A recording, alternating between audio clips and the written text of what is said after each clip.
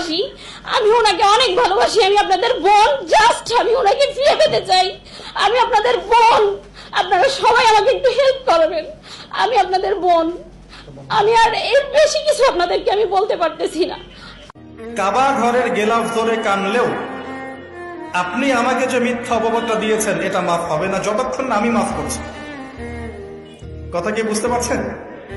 মনে করেন আপনি আমাকে মিথ্যা একটা অপবাদ দিয়েছেন এবং ধুয়ে রেখে দিয়েছেন একদম মিথ্যা অপবাদ দিয়ে। যতক্ষণ আমি আপনাকে মাফ না করছি, কাবা ঘরে গিয়ে গেলাফ ধরে কান্নাকাটি করলো এই পাপ মাফ হবে না।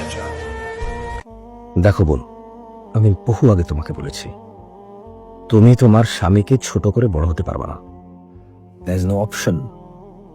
ধরো এই যে স্ত্রী, তুমি যদি তাকে ছোট করো, তাহলে ওই ছোট মানুষটার স্ত্রী তো তুমি, যে কিনা কাপুরুষ,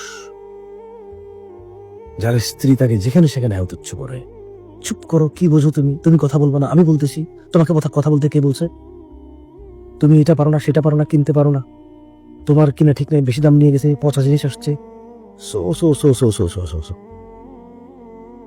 তুমি চেষ্টা করবা তোমার স্বামীকে যথাসম্মান দিতে। জানি তার ভুল আছে, বাট তার গোপনীয়তা ও দুর্বলতা তুমি প্রকাশ করবা না। খবরদার, তুমি কখনো এমন ব্যবহার করবা না যে সে তোমার চোখে পড়ে যায়। তাহলে ওই নিচ পড়ে যাওয়া কাপুরুষটা আর যাই করুক, কোনো পরিবারকে সুখে রাখতে পারবে না, সক্ষম হবে না, কারণ সে নিজের সুখী তো নাই। তার নিজের ইজ্জত সম্মানে তো কোথাও সে টিকাইতে পারে না। না, আমি মোটেও বলছি না তার দোষ নাই, তবে এখানে আরো ভিন্ন পথ থাকতে পারে। আর আমি তো ওইসব মেয়েদের ব্যাপারে কথা বলা ছেড়ে দিয়েছি যারা স্বেচ্ছায় নিজের ইজ্জতকে বিলি দেয়। তাদেরকে আমি আমার বোন পরিচয় দিতে লজ্জাবোধ করি।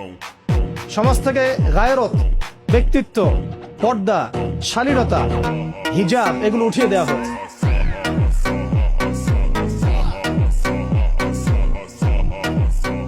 আমি ওনাকে অনেক ভালোবাসি, আমি ওনাকে অনেক ভালোবাসি। আমি আপনাদের বোন, জাস্ট আমি ওনাকে ফিরে পেতে চাই। আমি আপনাদের বোন, আপনারা সবাই আমাকে একটু হেল্প করবেন। আমি আপনাদের বোন, আমি আর এর বেশি কিছু আপনাদেরকে আমি বলতে পারতেছি না।